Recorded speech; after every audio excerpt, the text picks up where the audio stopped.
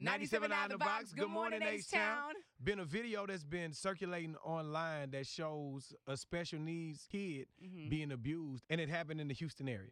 And when I saw the video at first, I hate seeing videos like that because if somebody did that to Parker or Dylan, legit, they would have to drag me out of the school.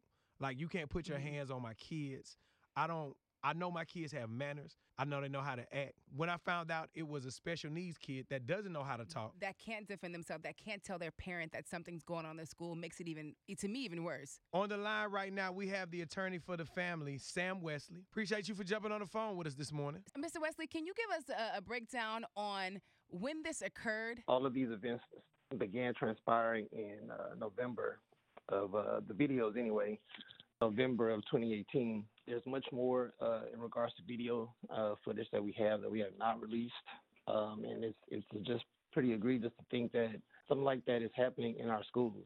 You just would never believe something like that is possible if you're not there to witness it or you see it for yourself. And I just never thought that I would see something like this in the classrooms with a child that, we cannot communicate or speak for himself. And just knowing their family and knowing their child, it's really unfortunate because he's a beautiful kid inside and out. And I just can't see how one person would mistreat him. He's a sweet child. One thing about a story like this is whenever it gets started, a lot of inaccurate information starts popping up. Yes. So I want you to reset the storyline so our listeners are all on the same page and we can get a full understanding from the family's point of view. Yeah. So starting in November of 2018, we've been finding videos where my client, a special education teacher, was taking her form of discipline way over the top. And so you've seen the videos, you've seen the turning over of the desks, you've seen the throwing of markers and such on the floor. Now, if you hadn't seen that video, 979 The Box on Instagram, we posted a video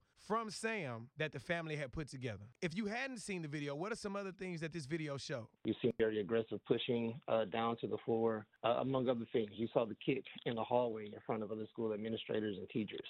And what's most horrifying about all of this is that nobody notified the parent directly. What? Which is required by law, which is what you would expect to happen.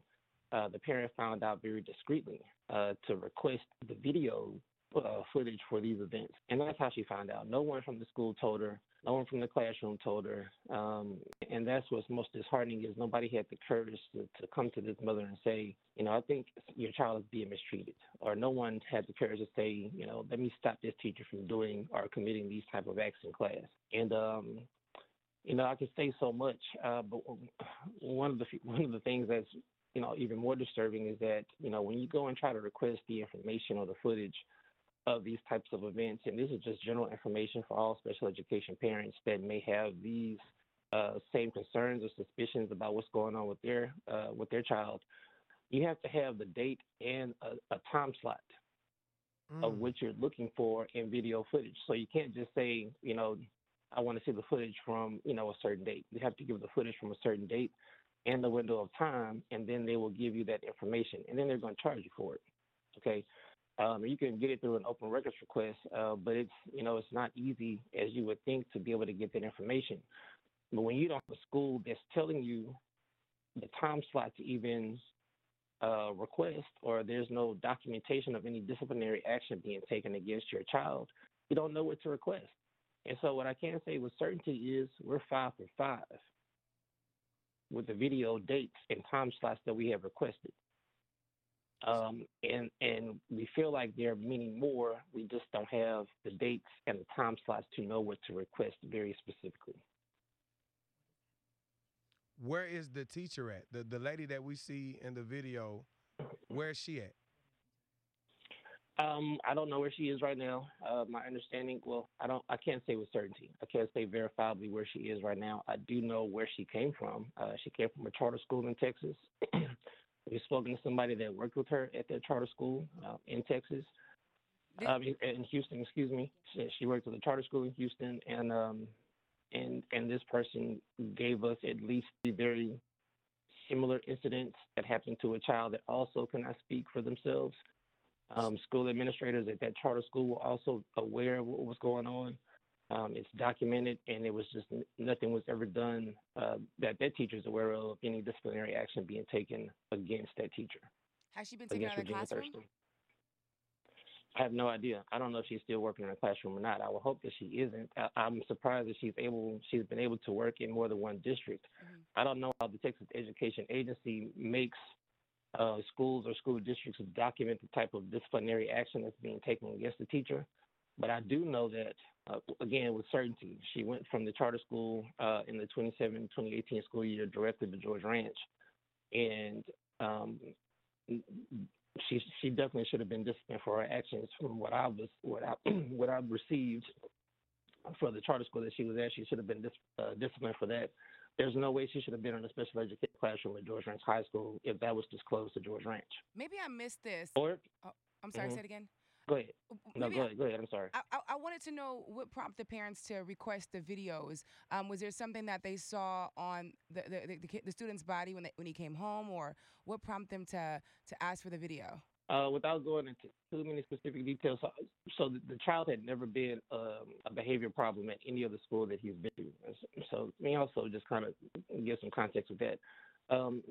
His medical diagnosis is such that there are just certain triggers that he cannot naturally control. And there's certain things that you just cannot do because they're going to make the child anxious and agitated, and it's just not going to be in anyone's best interest to provoke, those anxieties. And especially also, these children cannot really speak for themselves in a way that you and I can. So, for example, my client has what's called a feelings book.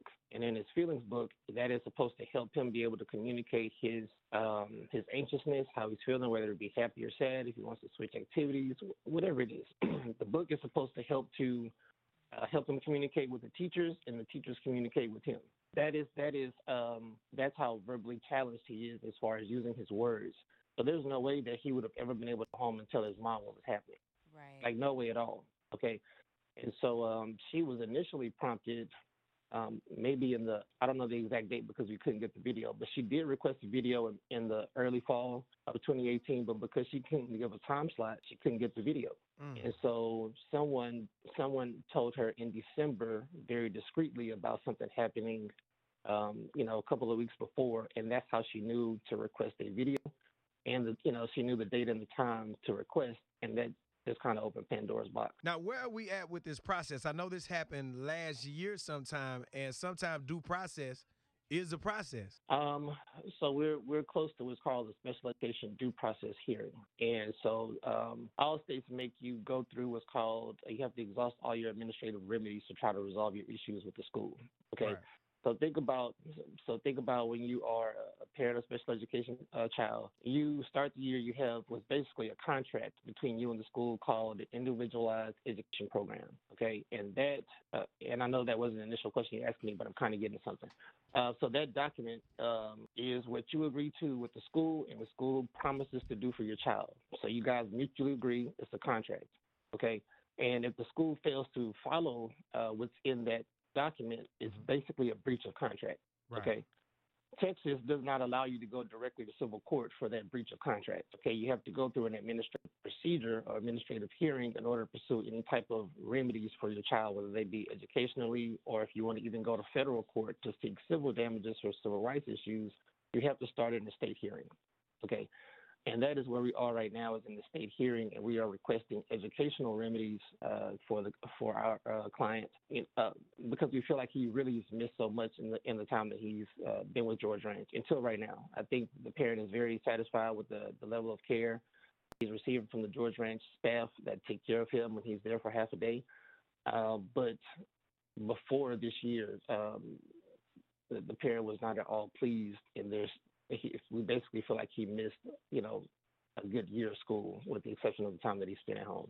I don't know if you can answer this question or not, but how satisfied is the family with how this process has been going, dealing with, the school, whenever the school actually gave them the tapes and the footage of what was going on? Not satisfied at all, because I'm going to tell you, my client is just an amazing person. The mother of my client is an amazing person because she started trying to fix this problem in September of 2018. So he was a brand new student in August of 2018, and he started having behavior problems that he had never shown before, never displayed before, and the mother was baffled. so she had several meetings, and these are called ARDs, ARDS. And these meetings are basically to come together, look at the program that you're promising to deliver to the student, the educational program that you're promising to deliver to the student. And so this mom would come and say, hey, this doesn't make sense. My child has never acted like this at home. He's never acted like this at any other school. It must be because he's new. This school is new to him. Let's try to find a way to work together. This is really what's going on, okay? And so they were at least 4 or 5 of those type of meetings between August and December of 2018 of the mom trying to act in a spirit of cooperation and harmony with the school, and nothing was ever happening. So the first tape that she found out about, the events happened on November the 29th of 2018. The mom did not find out about this until December of 2018. And this is after she had at least 2 more meetings to discuss my client's behavior in class. And she's trying to figure out, what's going on. She doesn't know why he is responding in such a negative way to this teacher. But all the while, the teacher's, clearly taking advantage of him in class. And so she's not pleased because when she did find out, she had to go digging for this information. Okay. And the fact that she had to dig for this information is tragic all in itself because the child can't speak for himself. So that's number one. The mom is hearing about some of these things over a month after the fact, and nobody spoke up. So how can you be pleased as a parent? But when you do bring it to the school's attention, I think they're really, and I'm trying to speak very professionally, but they've been trying to handle her. I mean, that's just the truth. They were trying to handle her before she got legal representation. And they're not treating, in my opinion, they have not treated her with enough fairness, not treated the client with enough fairness, with the exception of letting him be schooled at home, which is definitely the safer thing for him to do because she can't trust the school at that point. So she's not pleased, and she wanted to avoid litigation. We made every effort to avoid litigation, and we never thought that we would be at this point. Right. Actually, we actually, just because you guys haven't seen all the video. Okay, you haven't seen all of the video footage. There's so much more that we've yet to release that we're actually just kind of mind blown that this is something that we actually have to litigate. Are you guys looking for from the public? So anytime this kind of stuff gets into the media, of course there's going to be an outrage and an outcry, call to action. What support are you looking for from the public? Like, what would you like the public to do? That's a great question. And we're still, because of the outpouring of support that we're getting, we're still actually defining more and more what that means because we're getting so much love and support from people. But we definitely want to raise awareness on this issue. My youngest sister has special needs. I never knew that the process that they had to go through in order to receive a free and appropriate public education was so rigorous. It is the most well-documented or most documented process in public education, at least in the state of Texas, that I'm aware of. And when I say that, there's so many rigid steps that have to be followed. There's so many things that have to be documented so you can show the parent that the kid is making progress in class. So we just need overall more cooperation between the schools, the teachers, and the parents. Whether it's teachers need more training. I don't know if we can have more collaborative effort. I don't know how you have more collaborative effort between the teachers and the parents, but it's a very adversarial situation from what I could tell so far from many parents that I've spoken to. And so I think the teachers may not have enough training or experience. Specifically because when someone like Regina Thurston is able to go from one school to another school and nobody's checking her background, nobody's checking her references, nobody's checking where she came from, who she worked with, to know that she will take advantage of kids that cannot speak up for themselves. There need to be more rigorous background checks, absolutely, to employment history, because if she's still working in education right now, that's a travesty. It's a travesty. They will be allowed, and somebody will not speak up and say, you don't want to have her around children. I know what she's done to somebody else's child. And listen, this ain't this. I won't speculate, so I'm not going to say that, open myself up to something. But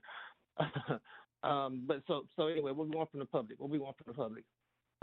We love to continue support, but we want to talk solutions. We are raising awareness of a problem that we are finding out more and more is not just central to the Lamar Consolidated or George Ranch. We understand now definitely that this is a charter school issue. We understand that this is just a statewide issue because I'm starting to hear from parents that are telling me similar stories, not about this teacher, but about their experiences with their school districts when it comes to the physical treatment of their children. And so I don't know how much reform needs to be done because I'm really just kind of getting into this. You just don't know where God is going to lead you sometimes. Right. But the doors but the way that he's showing me that these parents of these special kids are hurting because they really want to just educate. They want to send their children to a place where they know they're going to be safe, that they're going to receive an education, that the teachers are going to care for them, just love on them, and do what they need to in order to make sure that these children can be functional when they graduate.